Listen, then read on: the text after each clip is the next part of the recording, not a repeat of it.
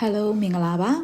ဒီနေ့ vlog လေးကတော့ဤစိတ်စိတ်နဲ့အရန်ကိုမှစားလို့ကောင်းတဲ့အုံတို့တာကူပြင်လေးကိုလုပ်ပြချင်ပါတယ်အောက်ခံတာကူပြင်ကျူရန်အတွက်ရေ1200မီကိုသုံးထားပါတယ်အရင်ဆုံးရေကိုတစ်ဝက်လောက်ထည့်ပါမယ်တကြားထမင်းစားစုံနဲ့5စုံစား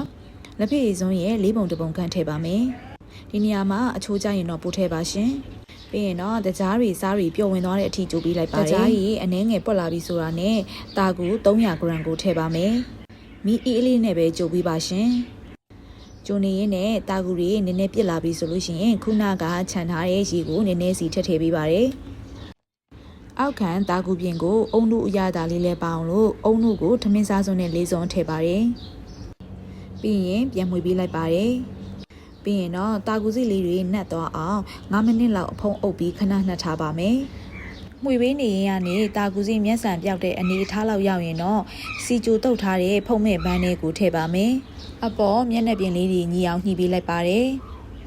တာကူပြင်ကိုခဏအေးခန့်ထားစမှာအပေါ်အုံနုပြင်အတွက်ပြောင်းကော်မုံထမင်းစားစုံနဲ့4စုံတက်ကြထမင်းစားစုံနဲ့5စုံစားလက်ဖက်ရည်စုံရဲ့4ပုံ1ပုံကြက်ဥတစ်လုံးတို့ကိုထည့်ပြီးအားလုံးကိုနှံ့နေအောင်မှွေပေးလိုက်ပါတယ်အားလုံးတသားလေးဖြစ်သွားပြီဆိုရင်တော့အုံတို့900မီကိုထည့်ပြီးတော့မှွေပေးလိုက်ပါတယ်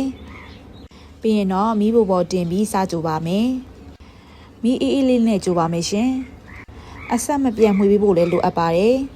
ကြိုနေရင်ကနေပြစ်လာတာကိုတွေ့ရမှာပါဗီဒီယိုမှာမြင်ရတဲ့အတိုင်းညောင်စည်းကြသလိုပြစ်လာတဲ့အထိကြိုပေးရပါမယ်ဒီလိုအနေထားပြစ်လာပြီဆိုရင်တော့ရပါပြီပြီးရင်တော့အေးခံထားတဲ့တာကူပြင်ထဲကိုအုံတို့တွေလောင်းထည့်ပါမယ်ပြီးရင်တော့အပေါ်မျက်နှာပြင်ကိုညီအောင်ညှိပေးလိုက်ပါတယ်10မိနစ်လောက်ကြိုတင်အပူပေးထားတဲ့အာဗန်မှာအပေါ်မီအောက်မီ200ဒီဂရီနဲ့35မိနစ်လောက်ဖုတ်ခဲ့ပါတယ်ဖောက်ပြီးသွားတဲ့အချိန်မှာတော့အုံတို့တာကူပြင်ရဲ့အပေါ်မျက်နှာပြင်လေးကရဲရဲတင်းတင်းလေးဖြစ်ပြီးအရန်ကိုလှနေလိုက်တာရှင်တော့အေးခံထားပြီးလုံးဝအေးသွားပြီဆိုမှလှီးပါမယ်ကူကူလှီးရတာအဆင်ပြေအောင်လှီးမဲ့တာကိုစီကြိုပြီးတုတ်ထားရင်လည်းပိုကောင်းပါရဲ့ရှင်ကဲအခုဆိုရင်တော့အုံတို့တာကူပြင်လေးရပါပြီအနေနဲ့တင်တအားကိုဆွဲဆောင်နေပါပြီသူ့ရဲ့အရာသာကတော့အောက်ဘက်တာကူပြင်မှာအချိုပေါ်ပေါ်လေးဖြစ်ပြီးအုံတို့ပြင်ကအစိမ့်စိမ့်လေးနဲ့နူးညံ့လို့အချိုမကြိုက်တဲ့ကိုရီတောင်အရန်ကြိုက်မိရဲ့ရှင်ဒါဆိုရင်တော့ဒီနေ့အတွက်ဗီဒီယိုလေးကတော့ဒီလောက်ပါပဲเนาะ